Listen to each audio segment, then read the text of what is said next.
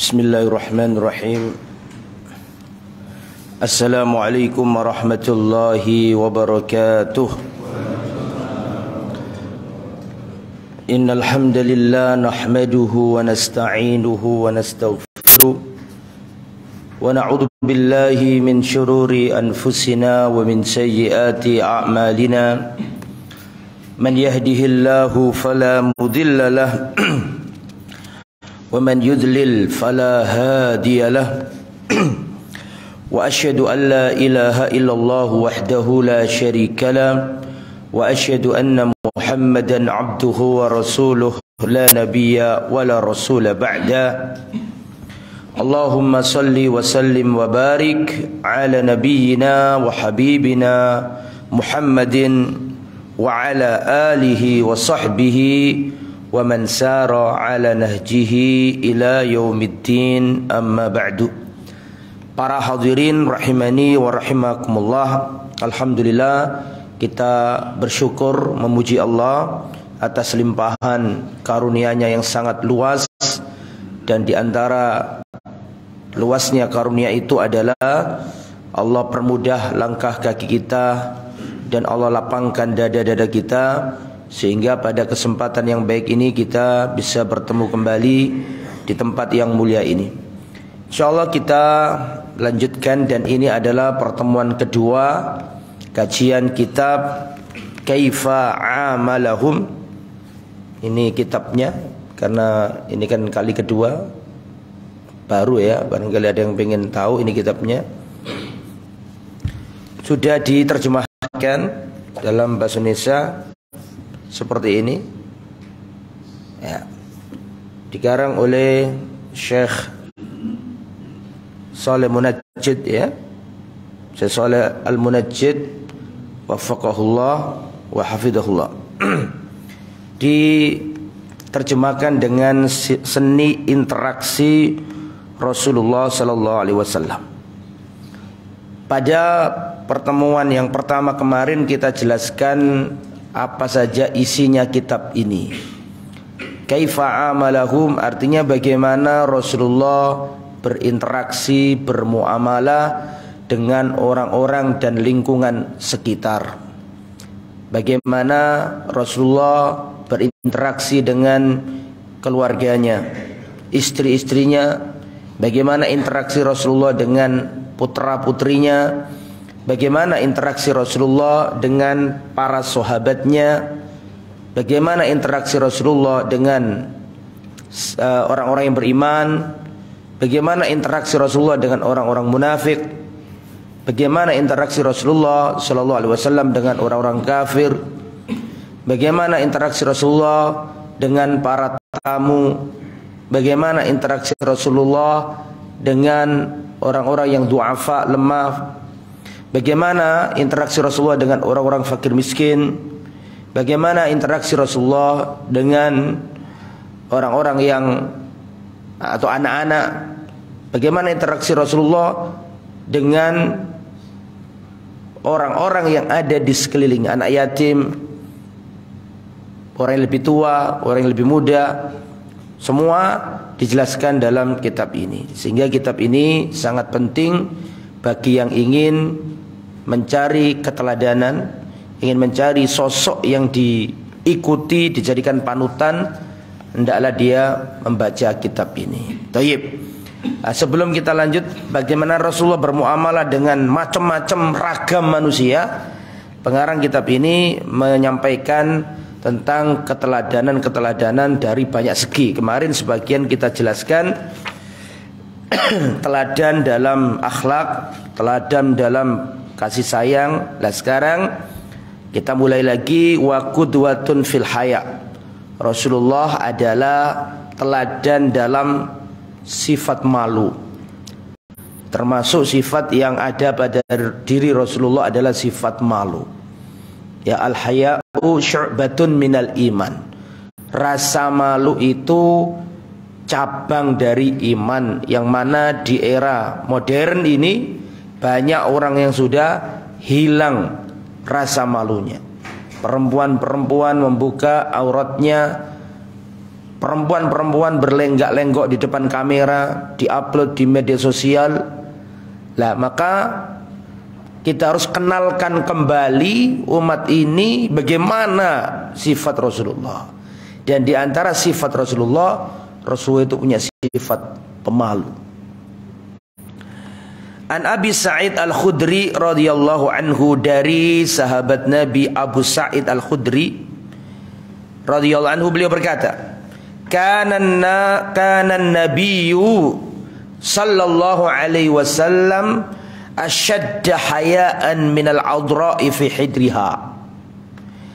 Dahulu Rasulullah sallallahu alaihi wasallam adalah orang yang paling dahsyat rasa malunya, paling tinggi rasa malunya daripada, atau Rasulullah lebih pemalu daripada seorang gadis perawan yang dipinggit oleh keluarganya. Fa idza ra'a syai'an yakrahuhu arafnahu min wajhi. Jika Rasulullah menjumpai sesuatu, kemudian Rasulullah itu kurang senang dengan sesuatu itu, maka kami bisa mengenali itu dari raut muka Rasulullah sallallahu alaihi wasallam. Jadi menurut hadis Abi Sa'id Al-Khudri ini digambarkan bahwa Rasulullah itu rasa malunya itu ya melebihi rasa malu yang dimiliki seorang gadis perawan yang dipingit oleh keluarganya.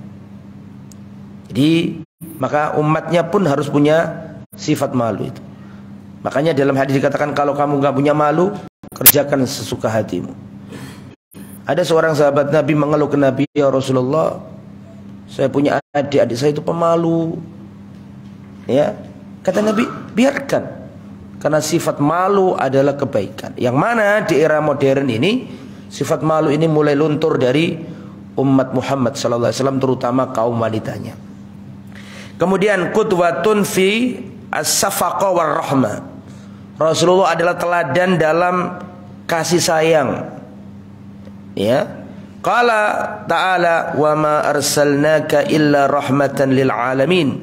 Dan tidaklah kami utus engkau wahai Muhammad kecuali sebagai rahmat welas asih bagi alam semesta ini. An Abi Dzarrin, dari Abu Dzar radhiyallahu anhu qal, Abu Dzar sahabat Nabi yang mulia, Rasulullah pernah berkata kepada Abu Dzar, wahai Abu Dzar, aku melihat ada kelemahan dalam dirimu. Jangan pernah engkau meminta apa? Jabatan. Bahkan seandainya engkau safar, jangan engkau menjadi apa? Pemimpin safar. Dan Abu Dzar banyak keutamanya. Di antara keutamaan Abu Dzar adalah sering diberi apa? Wasiat oleh siapa? Ar-Rasul sallallahu alaihi wasallam, sahabat yang mulia. Qal shalla Rasulullah sallallahu alaihi wasallam lailatan. Pernah Rasulullah itu salat di malam hari. Ya, shalla Rasulullah lailah. Rasulullah pernah salat di malam hari. Faqara'a bi ayatin hatta asbaha yarka'u biha. Maka Rasulullah membaca sebuah ayat terus sampai Rasulullah ruku. Wa yasjudu biha, bahkan sampai sujud. Kemudian apa ayat yang dibaca Nabi? Ayat yang dibaca Nabi adalah in tu'adzibhum fa innahum ibaduk wa in taghfir lahum fa innaka antal azizul hakim. Ya Allah, jika engkau azab mereka ya Allah, sungguhnya mereka itu juga hambamu ya Allah. Jika engkau ampuni mereka, sesungguhnya engkau adalah zat yang maha mulia lagi maha bijaksana. Seakan-akan Rasulullah meminta agar Allah itu mengampuni umatnya. Falamma asbaha qultu, ketika pagi-pagi aku berkata ke Nabi, ya Rasulullah, kenapa panjenengan selalu membaca itu? Sampai panjenengan ruku, sampai panjenengan sujud, kok membaca intu azibhum fa innahum ibadu. Ya Allah, kalau engkau azab mereka, Sesungguhnya mereka juga umatmu ya Allah. Sesungguhnya mereka adalah hamba-hambamu ya Allah. Namun jika engkau ampuni mereka, sungguhnya engkau maha mulia lagi, maha perkasa lagi, bijaksana. Maka Rasulullah menjawab, ini saking welas asihnya Nabi kepada umat ini. Saking welas asihnya Nabi kepada umat ini. Nabi berkata, inni sa'altu rabbi asy-syafa'ata li ummati. Sesungguhnya aku minta kepada Allah untuk umatku asy-syafa'ah, syafaat. Fa'ataniha, dan Allah memberikan syafaat itu kepada aku. Wa hiya nailatun, insyaallah, dan umatku nanti akan mendapatkan syafaatku. Dengan syarat liman la yusyrik billahi syai'a, yaitu umatku yang tidak menyekutukan Allah dengan suatu apapun. Di antara tanda kasih sayang Nabi itu, Nabi menyimpan doa pamungkasnya. Dalam riwayat dikatakan, perhatikan baik-baik. Dalam riwayat Nabi berkata, Rasulullah SAW mengatakan, likulli nabiyyin da'watun mustajabah. Setiap nabi memiliki doa pamungkas, doa sapu jagat, doa yang pasti dikabulkan.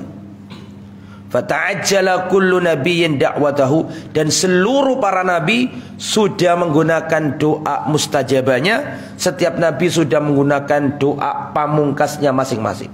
Semua nabi sudah menggunakan doa terbaiknya masing-masing. Kecuali aku, kata Nabi. Inni ikhtaba'tu da'wati syafa'atan li ummati yaumal qiyamah. Aku simpan doa pamungkasku untuk memberi syafaat bagi umatku pada hari kiamat. Jadi doa terbaik Nabi itu disimpan untuk umatnya. Yang mana seluruh para Nabi sudah menggunakan doa mustajabahnya masing-masing. Nabi tidak mau disimpan rapat-rapat sama Nabi untuk memberi syafaat bagi umatnya pada hari kiamat. Rasulullah SAW juga pernah mengatakan, aku diberi dua pilihan oleh Allah, antara syafaat atau separuh umatku masuk surga. Muhammad, kamu pilih mana? Separuh umatmu masuk surga atau syafaat? Kata Nabi, fakhtartu syafa'ah, aku lebih memilih syafaat. Li'annaha a'ammu wa akfa, karena syafaat itu lebih banyak, lebih besar. Kemudian Nabi berkata, atarunaha lil muttaqin, apakah kalian mengira syafaatku itu untuk orang-orang yang bertakwa? Kata Nabi, tidak. Balil mudnibin al mutanawwithin al khatta'in, justru syafaatku itu untuk pelaku maksiat, pelaku dosa, dan orang-orang yang berlumuran dengan kesalahan. Saking welas asihnya Nabi, saking sayangnya Nabi, sampai doa terbaiknya ini disimpan. Saking welas asihnya Nabi Muhammad SAW. Ini juga dalil bahwa Nabi itu pemaaf. Nanti pada hari kiamat, manusia akan menyeberangi jembatan Sirat sesuai dengan amalnya masing-masing. Ada yang bergerak cepat seperti kedipan mata. Coba antum kedip, langsung kedip. Kedipan mata itu 0, sekian detik, gak sampai 1 detik orang kedip. Coba lihat saya kedip di sekarang, langsung selesai. Itu paling cepat. Ada orang yang menyeberangi sirat seperti kilat. Ada yang menyeberangi sirat seperti apa? Seperti apa lagi? Ya, seperti kuda, seperti angin cepat. Dan ada yang berlari, ada yang berjalan, ada yang merangkak, ada yang tertati-tati, disambar-sambar kalalip. Ngerti kalalip? Kalalip itu besi bengkok lancip, menyambar-nyambar setiap orang yang menyeberangi sirat. Dan di manakah posisi Rasulullah pada waktu itu? Rasulullah tidak enak-enakan, gak ngurus umatku tak tinggal, enggak. Rasulullah gelisah. Dan Rasulullah ada di mana? Rasulullah ada di penghujung sirat, menunggu kita melihat umatnya. Ada yang merangkak, ada yang tertati, ada yang disambar-sambar kalalip. Nabi di ujung sirat berdoa kepada Allah, Allahumma ummati salim salim, selamatkan ya Allah umatku ya Allah, selamatkan umatku ya Allah. Ya kita ini kalau di perintah Nabi, diatur Nabi, kudu gelem. Kenapa? Karena Nabi itu sayang sama kita. Ya, Nabi tidak memikirkan dirinya, mikirin umatnya sampai nangis. Wa an Malik ibn al-Khuwairis, dan dalam kisah yang lain dari seorang sahabat Nabi, Malik bin Khuwairis. Pada waktu Malik bin Khuwairis itu masih remaja begitu. Dia datang ke Nabi. Ataitun nabiyya fi nafarin min qaumi. Aku datang ke Nabi dengan beberapa orang dari kaumku. Fa aqamna indau ishrina laila, dan aku berada di sisi Nabi 20 malam. Jadi ada tamunya Nabi, ingin melihat Nabi dari dekat. Dia ini datang dari suatu tempat ke Nabi, ke Madinah. Ya, ada di sisi Nabi selama 20 malam. Ya, kalau tidur di rumahnya Nabi, ya gak mungkin lah orang 20 itu. Maksudnya rumahnya Nabi itu kan dekat apa? Dekat masjid. Itu mungkin mereka menginap di masjid, ingin melihat Rasulullah dari dekat. Apa kata Malik ibn Khuwairis? Wa kana rahiman rafiqan. Kita amati selama 20 hari itu menginap di sisi Nabi, rahiman, seorang yang penyayang, rafiqan, seorang yang baik, welas asih, ngayomi. Falamma ra'a syaukana ila ahalina, ketika Rasulullah melihat pada diri kami kerinduan kami kepada kampung halaman kami, keluarga kami, maka Nabi berkata, irji'u, pulanglah. Fakunu fihim, berada di antara kalian, harus berada di tengah-tengah keluargamu. Wa allimuhum, ajarilah kaum kalian. Wa sallu, dan solatlah, beri contoh yang baik kepada mereka. Fa idza hadaratis shalah, kalau sudah tiba waktu solat, falyu'adzin lakum ahadukum, hendaklah ada seorang yang bagian azan. Ya, waliya ummakum akbarukum, terus ada yang imami yang paling sepuh di antara kalian. Tapi yang dalam hadis lain yang lebih banyak, yang paling berat jadi imam adalah apa? Aqra'ukum li kitabillah, yang paling bagus bacaan apa? Qur'annya. Rasulullah penyayang. Ya, Rasulullah SAW adalah seorang yang penyayang. Rasulullah itu pernah, nanti dibahas di sini, jadi nggak usah saya sampaikan, nanti insya Allah melalui. Saya maunya menyampaikan sebuah riwayat, tapi insya Allah ada setelah ini, jadi saya tahan dulu. Wa qudwatun fil muhafadati ala husnil ahdi. Di antara teladan Nabi adalah Rasulullah itu teladan dalam menjaga ya hubungan. Rasulullah itu kalau ada orang pernah berbuat baik kepadanya, itu diingat-ingat Nabi, dan Nabi nggak melupakannya. Itu cirinya Nabi.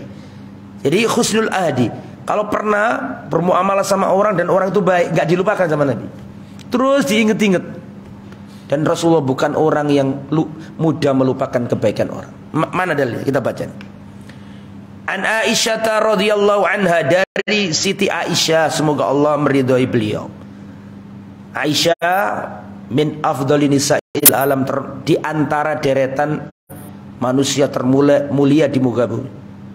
Rasulullah pernah ditanya Amr bin As, ya Rasulullah, siapakah manusia yang paling kau cintai? Maka Rasulullah menjawab, Aisyah.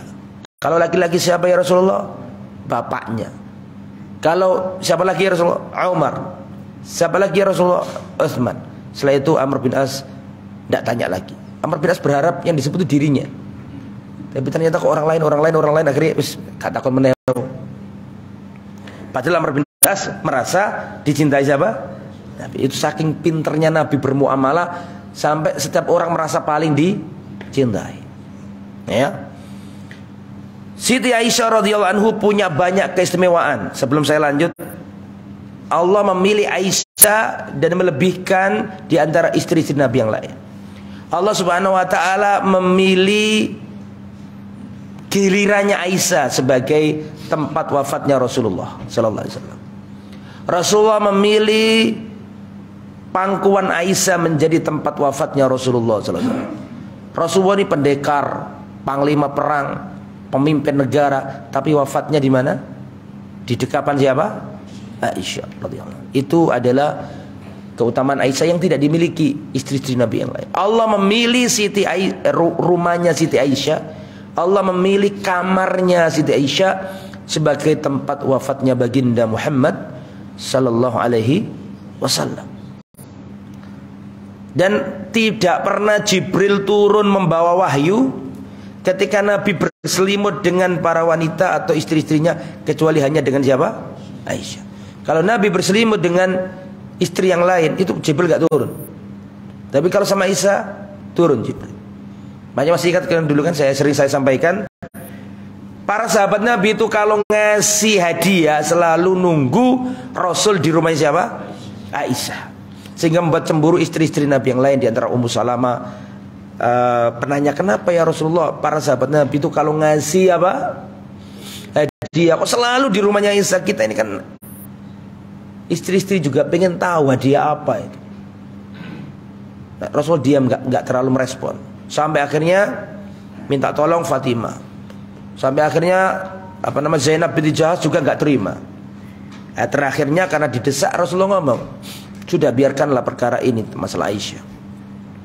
Sesungguhnya, perhatikan, sesungguhnya malaikat Jibril tidak turun membawa wahyu sedangkan aku bersama atau satu selimut sama wanita lain kecuali dengan siapa? Aisyah. Artinya malaikat saja pilih-pilih.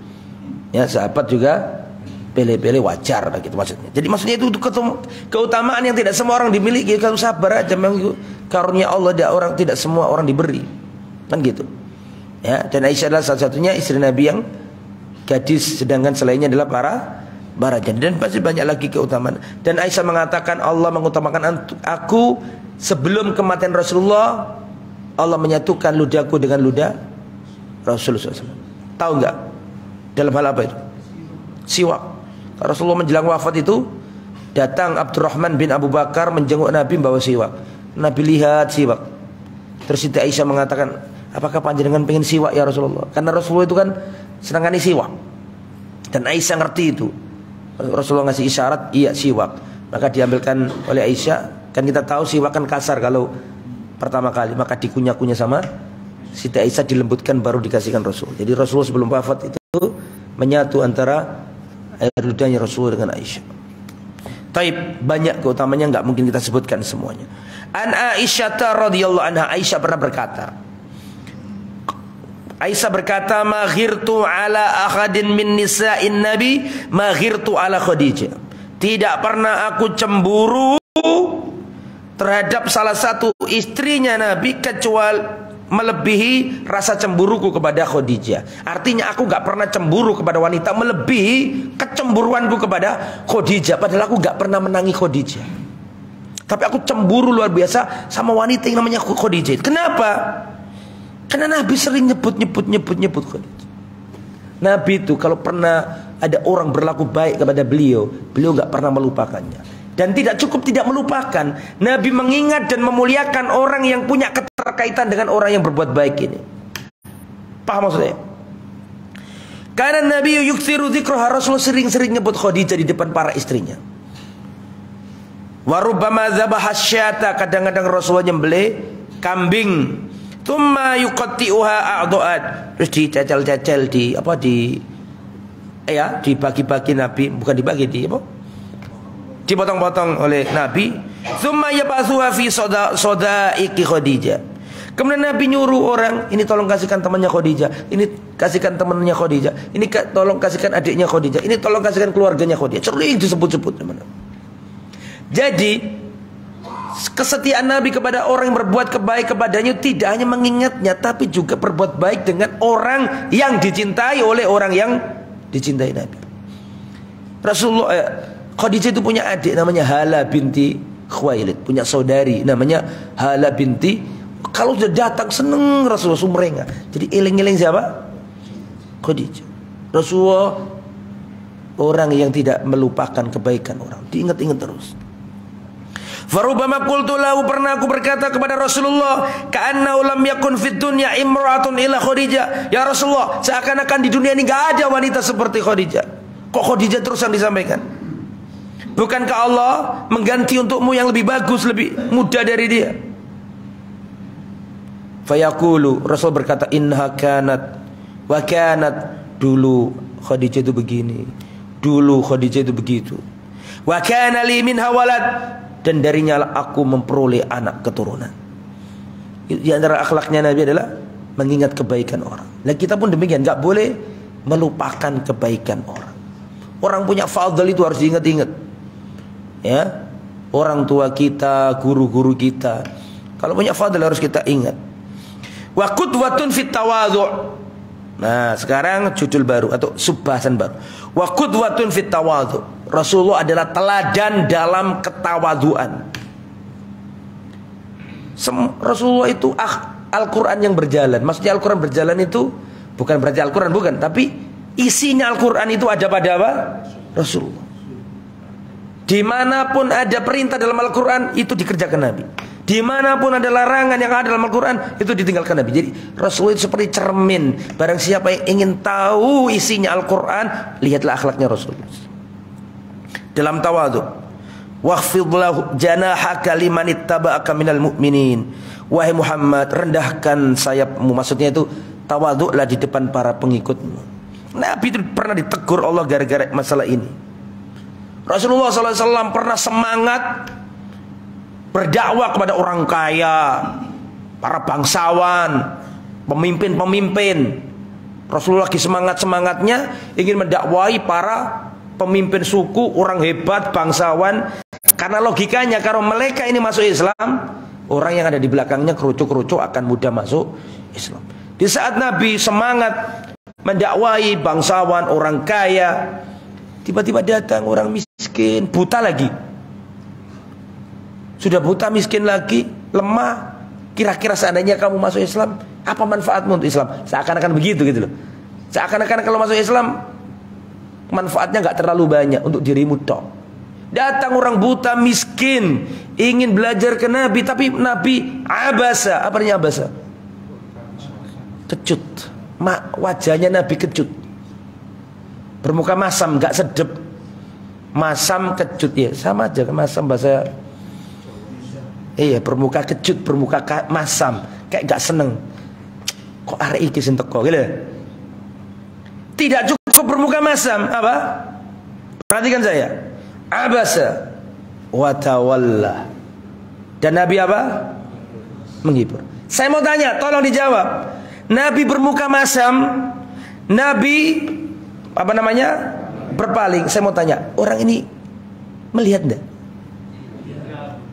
Enggak melihat toh? Enggak lorati toh? Tapi tetap ditegur Allah Subhanahu wa taala. Tapi tetap ditegur Allah Subhanahu wa taala. Padahal seandainya Nabi terus ketok wong iki, kalau rati, betul apa enggak? Tapi ditegur oleh Allah Subhanahu wa taala karena enggak boleh meremehkan orang-orang miskin. Teduhkan dirimu wahai Muhammad, limanittaba'aka, kepada orang-orang yang mengikutimu minal mu'minin. Pernah Nabi Muhammad sallallahu alaihi wasallam, di situ ada Bilal, ada sahabat-sahabat yang miskin, yang fuqara, Abdullah bin Mas'ud, sahabat yang dianggap kere. Datang pembesar kafir Quraisy. Rasulullah ingin mendakwai mereka. Kata mereka, ya Muhammad, stop. Kalau inti mau ngomong sama kita orang, nggak apa-apa, suruh minggir dulu orang kere-kere ini. Kita nggak selevel sama mereka. Turun ayat dari langit, jangan pernah kau mengusir mereka ini, wahai Muhammad, gara-gara mencari ridhonya orang-orang ini. Nggak begitu, Rasulullah dididik oleh Allah Subhanahu wa taala untuk tawad. Makanya kemarin kan saya sampaikan ke panjenengan, kenapa Rasulullah ini belum lahir bapaknya sudah mati. Rasulullah SAW baru umur 4 tahun setelah di Halimah Sa'diyah, betul? 6 tahun ibunya wafat, betul? Setelah itu umur 8 tahun kakeknya wafat, betul? Kenapa kok Allah bikin seperti itu? Di antara hikmahnya adalah yang kemarin sudah saya sampaikan. Di antara hikmahnya adalah karena Allah ingin memberitahu kepada alam semesta ini bahwa tidak ada yang mendidik Rasulullah. Tidak ada yang bisa mendidik Rasulullah kecuali Allah. Allah sendiri yang mendidik Rasulullah SAW. Bukan karena babanya, bukan karena ibunya. Ibunya juga cuma 2 tahun langsung dari 4 tahun ke 6 tahun kan wafat. Kakeknya juga enggak. Pamannya apalagi, pamannya enggak masuk Islam. Berarti Rasulullah ini didikannya bukan dari mereka. Rasulullah dididik langsung oleh siapa? Allah Subhanahu wa taala. Lain janibaka Ya, Rasulullah SAW ditegur oleh Allah, diingatkan oleh Allah, rendahkan hatimu wahai Muhammad kepada para pengikutmu. Dan kita tahu bahwa pengikutnya para nabi kebanyakan orang-orang apa? Du'afa, masakin, orang miskin. Wa kana yamurru ala sibyan, dahulu Rasulullah berjalan melewati bocah-bocah. Jadi kita pun harus mengikuti akhlaknya Nabi. Nabi kadang-kadang itu melaku, terus ada anak kecil disopoi sama Nabi. Nabi ini panglima perang, pemimpin negara, pemimpin risalah Islam. Sempat-sempatnya Nabi ini nyopoi bocah-bocah cilik. Pernah Rasulullah itu ada bocah kecil termangu sedih begini. Siapa namanya? Abu Umair, masih ingat? Masih ingat gak? Ada bocah kecil punya burung, burungnya mati. Namanya bocah kecil ini loh, namanya siapa? Abu Umair, sedih begini. Ngono sempat di kudang Nabi, apa kok di kudang sih, di sopo Nabi. Ya Aba Umair, ma fa'alan Nuhair. Hei Abu Umair, ada apa dengan Nuhairmu? Nuhair itu apa? Panglima perang, presiden lah. Ngapain ngurusi manuke bocah cilik? Tapi Nabi ingin menunjukkan welas asihnya, karena dididik oleh Allah untuk berwelas asih. Fa yusallim alaihim, Nabi juga menyapa bocah-bocah kecil, ucapkan salam, assalamualaikum warahmatullahi wabarakatuh. Wa kanatil jariyatu ta'khudhu biyadi, dan dahulu ada budak wanita kecil memegang tangannya Nabi. Fatantoliku bi haitsu sya'at, dia mondar-mandir membawa Nabi kemana? Nih dituruti sama Nabi. Nabi, awakmu lah apa ngejak aku nande? Enggak, dituruti nande, disekarep sama Rasulullah SAW. Karena yakhsafuna ala Rasulullah itu memperbaiki sandalnya. Wa yarqau thawbahu, dan Rasulullah juga menambal apa namanya? Bajunya yang terkoyak, dijahit sendiri sama Nabi. Wa yahlibu syatau, dan Rasulullah juga memerah susunya, maksudnya susu kambing bukan nyuruh orang. Bukan kok Abu Bakar, ya Bilal, enggak. Siapa? Anas bin Malik, karena Anas bin Malik kan pelayannya Nabi, betul? Enggak, beliau sendiri yang memerah. Wa yujalisul masakin, dan Rasulullah duduk bersama orang-orang miskin. Makanya di antara wasiatnya Nabi kepada Abu Dzar adalah wa an uhibbul masakin. Aku diperintahkan Nabi untuk mencintai orang-orang miskin. Dulu para salaf itu, Pak, kalau ada orang miskin itu didatangi, diajak ke rumahnya, suruh makan, terus dia diantar sampai orang miskin itu jauh, nggak kelihatan, baru dia pulang ke rumahnya, ke pintu rumahnya. Abdullah bin Umar tidak pernah makan kecuali di sampingnya ada anak yatim ikut makan. Wa yamsi ma'al armalah, dan Rasulullah berjalan bersama para janda, wal yatim, dan anak-anak yatim. Untuk apa? Fi hajatihim, untuk memenuhi hajatnya. Bahkan dalam riwayat, ya, dalam riwayat dikatakan, seandainya aku berjalan dengan saudaraku muslim untuk memenuhi hajatnya, keperluannya, mungkin dia butuh dibantu ini, butuh dibantu itu, seandainya aku berjalan dengan saudara muslim untuk membantu urusannya, lebih aku cintai daripada iktikaf di Masjid Nabawi selama 30 hari. Pernah dengar hadis itu? Sebagian ulama mendoifkan, tapi intinya maknanya adalah betapa ibadah sosial itu jangkauannya lebih apa? Lebih banyak, Pak. Lah sampeyan salat iktikaf kan gak awakmu dhewe. Iki nyenengno wong liya itu pahala gede, Pak. Nyenengno atine wong Islam. Jangankan atine wong Islam, nyenengno, mohon maaf kasar ini, berbuat baik kepada anjing asu itu, Pak. Itu membuat Allah ridho Subhanahu wa taala. Masih ingat enggak antum nih, seorang pelacur wanita, pelacur, enggak baik. Nek pezina mungkin dia sekali dua kali tobat. Ini pelacur, berarti pekerjaan nih. Betul apa enggak? Ya, dikatakan dalam hadis al-baghiyah, pelacur. Dia berjalan, tiba-tiba melihat seekor apa? Anjing yang kehausan. Maka dia berhenti, ngambil air di sumur, dikasihkan ke anjing ini. Pak, yang sing nulung yo hina, sing ditulung yo dianggap hina, podo hinai. Tapi karena ini welas asih, karena ini kasih sayang, Allah ampuni dosanya pelacur tadi. Makanya afdhalus shadaqati sakyul ma, seutama-utama sedekah adalah ngasih minum air. Mulai sekarang antum berangkat ke kantor bawa mobil yang aslinya bawa 1 botol, mulai sekarang bawa 2 botol. Tengah jalan kasihkan orang. Cari tempat-tempat kering. Bangun sumur. Ya, bangun sumur. Itu pahalanya terus mengalir. Afdhalus shadaqati saqyul ma. Nabi seperti itu. Dan perhatikan jemaah. Mayit itu kalau hampir mati, sing dipikiri dhek iku, ya Allah, ojo dipateni dulu aku ya Allah. Aku ingin sedekah dulu. Ya. Fa as-saddaqa fa akum minas sholihin. Kalau sudah didatangi kematian, ya, mereka akan berkata, laula akhartani ila ajalin qarib, ya Allah jangan matikan aku dulu ya Allah. Fa as-saddaqa, aku ingin sedekah dulu. Kenapa orang ini kalau hampir dicabut nyawanya kok gak ngomong tak sholat dulu ya Allah, tak puasa dulu, apalagi haji. Ini bulan Januari, Mas.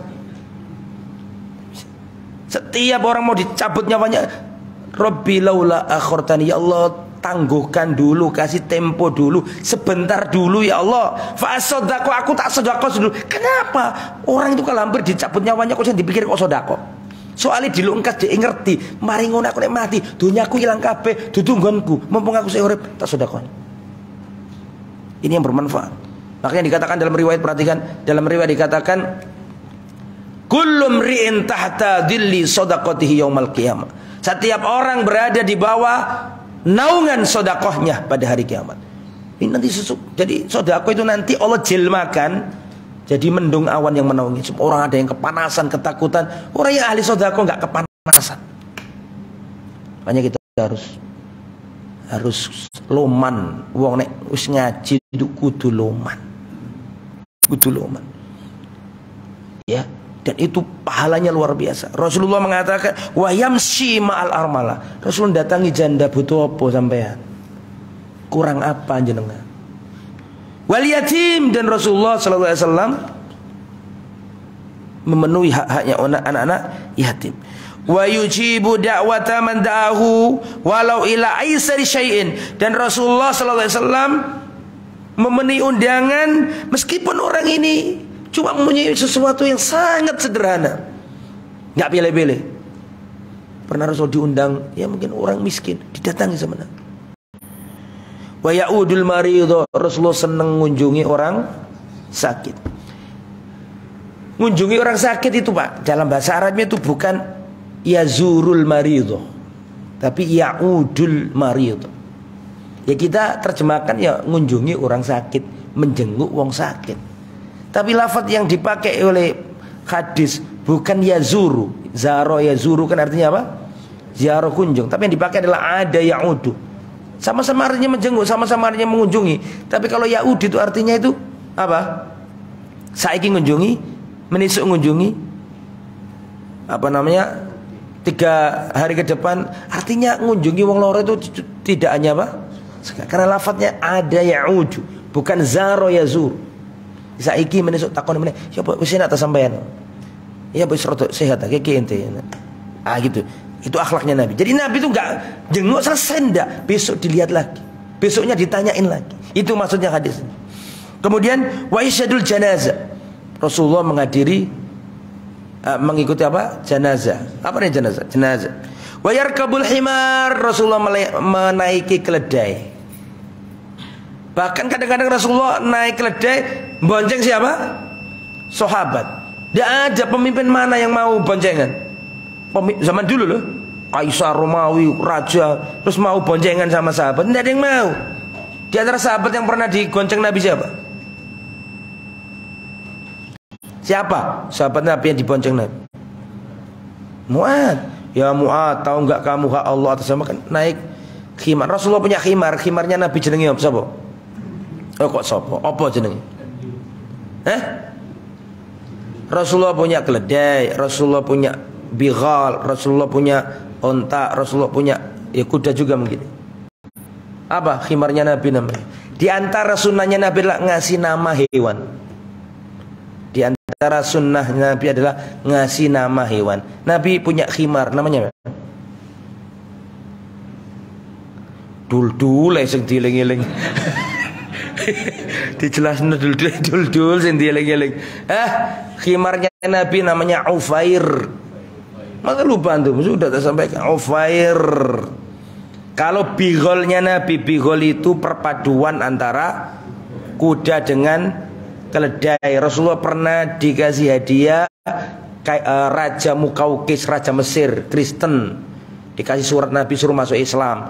Kata Raja Mukaukis, kami yakin Nabi akhir zaman itu ada, kami iman sama itu. Tapi yang kami yakini selama ini bukan orang Arab, itu adalah orang Bani Israel. Tapi dimuliakan suratnya Nabi. Nabi dikirimi wanita namanya Maria Al-Qibtiyah. Nabi dikirimi lagi wanita namanya Siren. Loh, kacau ngono ta. Nabi dikasih itu tadi bagla apa bigol namanya Dul. Lah kalau ini Dul. Umurnya panjang kan? Sudah sering saya sampaikan, Dul ini umurnya panjang. Dipakai Nabi kemana-mana. Rasulullah wafat, Dul masih hidup. Sayyidina Abu Bakar memimpin negara sampai wafat, Dul masih hidup. Umar sampai wafat, Dul masih hidup. Utsman sampai wafat, Dul masih hidup. Ali sampai wafat, Dul masih hidup. Diganti Hasan sampai lengser, diganti Muawiyah, Dul masih meninggal rahimahullah. Dul wafat di zamannya siapa? Sayyidina Muawiyah bin Abi Sufyan radhiyallahu anhu. Nah, kalau untanya Nabi namanya apa? Qaswah. Nabi punya unta namanya apa? Qaswah. Wa yujibu da'watal abdi, dan Rasul juga menerima undangan seorang budak.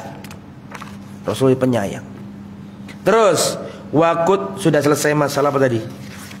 Tawadhu. Nah, sekarang masalah pemberani. Qudwatun fi syaja'ah. Rasulullah adalah teladan dalam keberanian. Di antara pengetahuan yang dilupakan oleh umat Islam adalah dia lupa bahwa di antara sifat nabinya adalah pemberani. Orang Islam gak boleh cereh. Orang Islam tidak boleh pengecut, tidak boleh. Karena di antara akhlaknya Rasul adalah asyaja'ah, pemberani. Ya, kalau kita di atas kebenaran gak boleh takut. An Ali bin Abi Thalib radhiyallahu anhu, dari Sayyiduna Ali bin Abi Thalib radhiyallahu anhu, lamma khadaral ba'su yauma badrin ittaqaina bi Rasulillah sallallahu alaihi wasallam. Dahulu ketika perang Badar lagi genting-gentingnya, maka kita berlindung dan meminta pertolongan Rasulullah. Wa kana min asyaddin nasi, dan Rasul sangat tangguh dalam perang Badar. Padahal ini Ali loh. Yang ngomong ini Ali. Dan sampai tahu Ali itu di antara sifat yang melekat bagi Sayyiduna Ali apa? Pemberani. Nama lainnya Ali itu apa? Haidar. Apa Haidarnya? Singa. Ali itu kalau perang begitu, kalau sudah maju gini, musuhnya royan gak gelem. Soalnya sapa sing karo Ali mesti dibanting mati.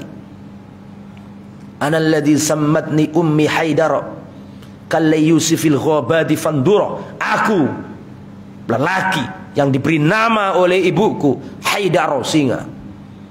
Musuhnya gak wani. Makanya orang Syiah kan senang Haidar. Jenengi wong Syiah. Kita nggak boleh ucap nama Haidar. Oh boleh juga. Cuma saya ingin kasih tahu aja bahwa Sayyidina Ali itu di antara nama lainnya adalah apa? Haidar. Haidar ini apa? Singa, ya. Pendekar, ya. Dalam perang Badr kan Ali termasuk yang apa jenenge? Mubarazah tadi jenenge. Mubarazah, tanding 1 lawan 1, dan musuhnya nggak pakai lama, langsung dibanting sama Ali mati. Ya, perhatikan. Anil Barra ibn Azib qala kunna wallahi idza ahmarra al-ba'su nattaki bihi. Dahulu kita ini kalau ada perkara bergenting, maka kita semua akan minta tolong ke Nabi. Maksudnya berlindung ke Nabi, tapi bukan berlindung yang sifatnya syirik, bukan. Kan enggak boleh berlindung kepada selain Allah. Maksudnya berlindung itu datang ke Nabi minta arahan dan seterusnya. Wa inna syaja'a minna alladhi yuhadi bihi yakni Nabi sallallahu alaihi wasallam.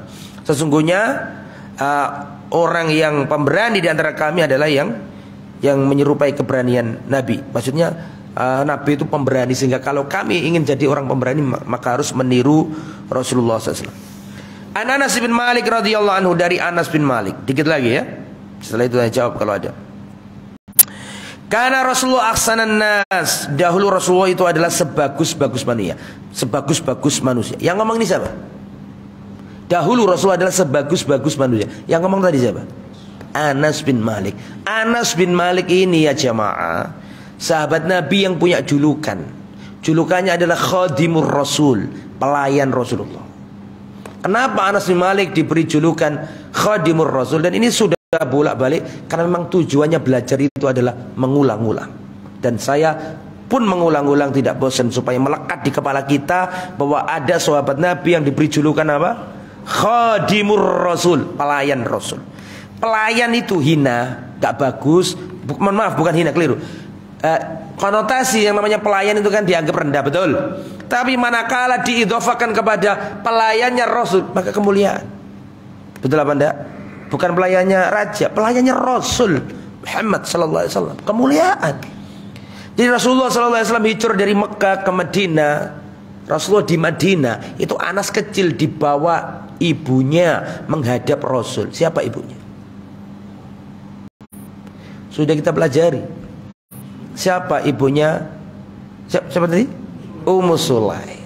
Ummu Sulaim adalah ibunya Anas. Bapaknya tidak mau masuk Islam, lari ke Samati di Syam.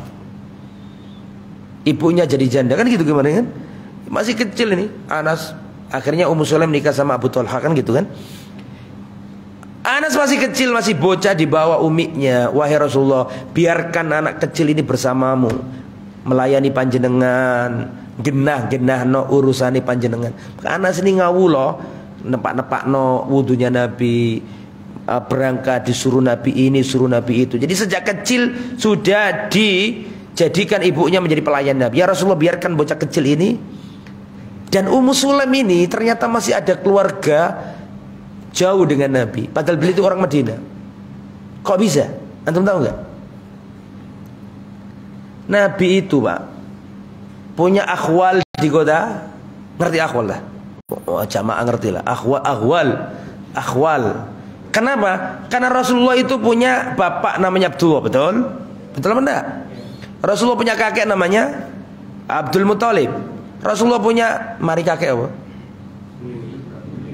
Buyut ya. Rasulullah punya buyut namanya Hashim. Hashim itu pernah nikah sama perempuan Madinah. Dulu namanya masih kota apa? Yathrib. Nikah sama wanita Yathrib namanya Salma. Salma itu nikah sama Hashim, punya anak namanya Abdul Muthalib. Berarti eyang putrinya Nabi itu orang Madinah. Sampai sini paham? Lah Ummu Sulaim termasuk yang satu keluarga sama eyangnya itu. Bisa dipahami saya? Makanya Anas sudah diurut-urut ya, si ono mambu-mambu keluarga Rasulullah, tapi dari jalur ibu, tapi sudah jauh ya, nggak ada. Tapi kalau mau dirun-run masih ketemu. Tapi gak dari jalur apa? Laki-laki. Lah Anas bin Malik ini orang yang paling paham sifat-sifatnya Nabi. Makanya ada kitab Syama'il Muhammadiyah, ya Syama'il Nabi, yang membahas khusus seluk-beluknya Nabi, bagaimana wajahnya Nabi, bagaimana rambutnya Nabi, bagaimana jalannya Nabi, sarungnya Nabi, pakaian Nabi, jubahnya Nabi, bagaimana wudunya Nabi, bagaimana tidurnya Nabi, bagaimana duduknya Nabi, bagaimana makanan kesukaan Nabi, dari A sampai Z komplit. Kitab namanya kitab Syama'il Nabi karangan Imam Tirmidzi.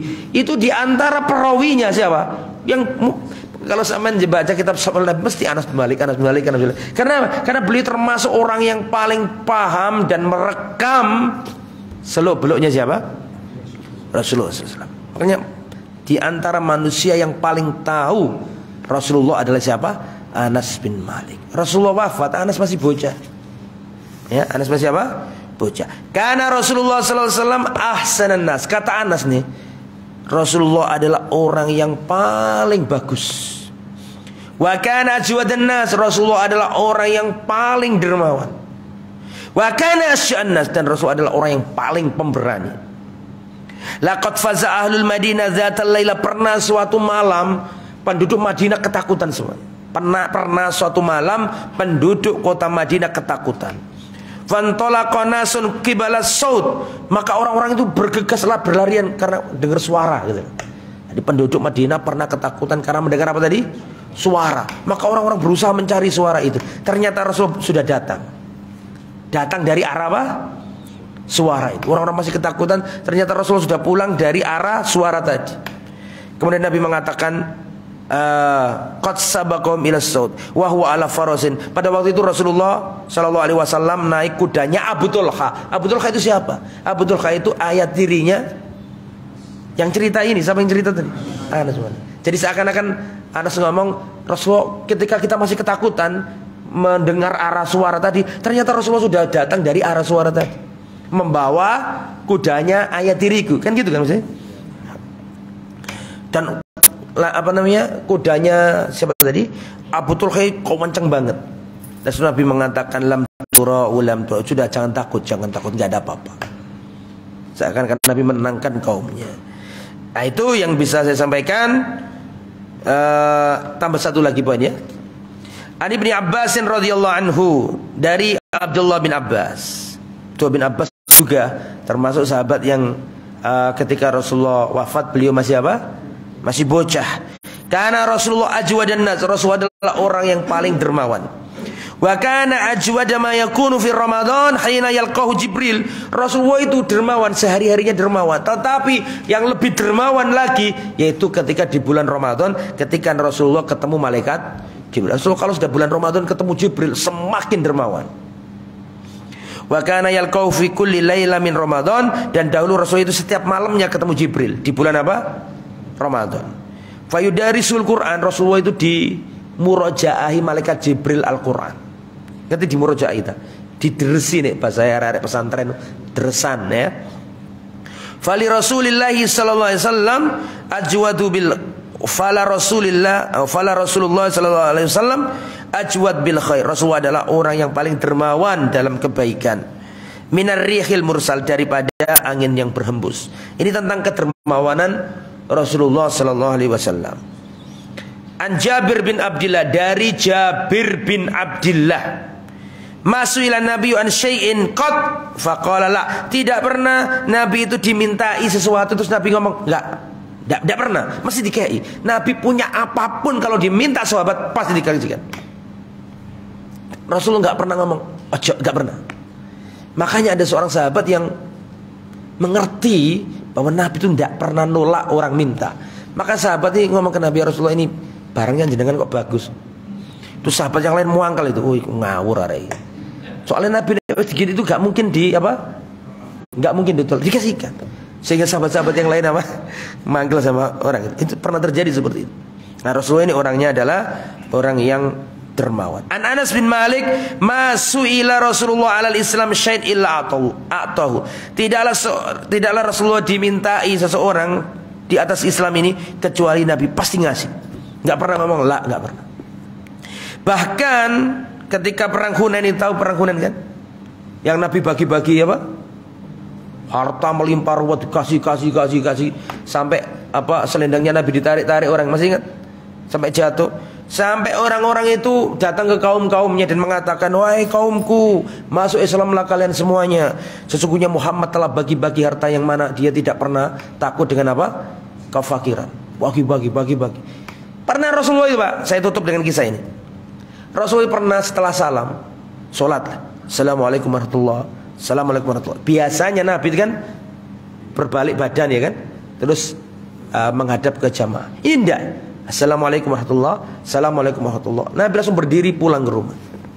Para sahabat kaget tuh, enggak biasanya Rasul seperti itu. Ternyata dalam beberapa waktu lagi Rasul balik ke masjid. Ditanya sama sahabat, "Loh kenapa panjenengan tadi berangkat apa? Setelah salam langsung pergi ke rumah ya Rasul?"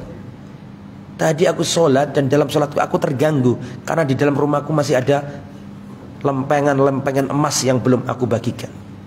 Rasulullah sholat itu kepikiran bagi duit. Nah kita ini sholat kepikiran kerjaan supaya cek oleh duit. Nah itu bedanya kita sama Rasulullah SAW. Itu yang bisa disampaikan. Semoga kita istiqamah. Kalau mau beli kitabnya silakan beli. Saya nggak jual kitab ya, cuman ngasih tahu aja kalau sudah diterjemahkan. Dan kitab ini komplek, teladan Nabi terhadap semuanya. Nabi sebagai ini, Nabi sebagai ini, ada semuanya insya Allah. Supaya kita ini bisa meneladani baginda Muhammad SAW. Semoga dengan ngaji kitab ini semakin tumbuh rasa cinta kita kepada Rasulullah. Dan semoga ini menjadi hujjah kita di hadapan Allah nanti bahwa kita mencintai Rasulullah SAW. Kita tutup dengan bacaan kafaratul majlis. Subhanakallahumma bihamdika asyhadu an la ilaha illa anta astaghfiruka wa atubu ilaik. Wassalamualaikum warahmatullahi wabarakatuh.